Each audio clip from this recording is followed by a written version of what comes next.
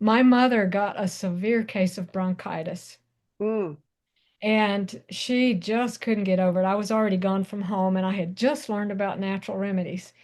And so I realized, okay, mom's not getting better here. And so I asked her, can I do these treatments on you? She'd been hacking her head off for weeks. And I guess not being at home anymore, I didn't realize how bad it was.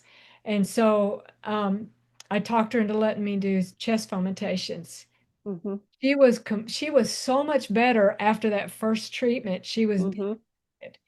I did the treatments for like 3 days and she was completely well.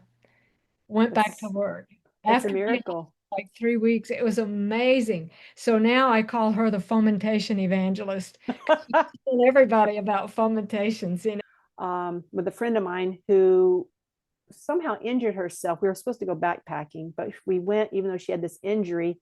And by the time we got there, I was like, I don't really want to go backpacking with you. How are we going to carry that backpack if it gets worse? If you really have broken ribs, and we were having this conversation.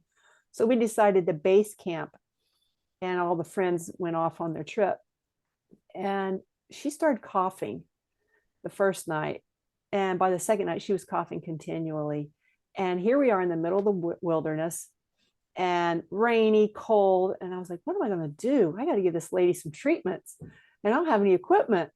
So I had a coffee pot to heat water over the fire. And so I built a fire and I said, I need a bucket.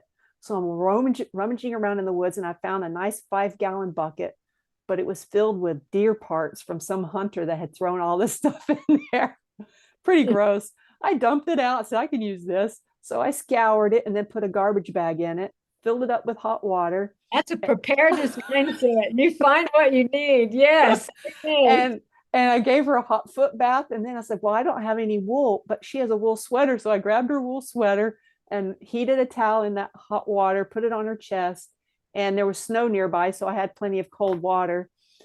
And I did a treatment on her and she never coughed another time after that. Wow. Praise the And Lord. so, after that, that was before the big event in 2020. Um, After that, I had so much confidence in the modalities of health immersion. I mean, what am I talking about? Fomentations and all that kind of stuff. Yeah. That when we started our immersion program, I was all for, hey, this works. I had a drastic person. They were very sick and they got well in one treatment. This is going to work on almost anybody. Praise the Lord.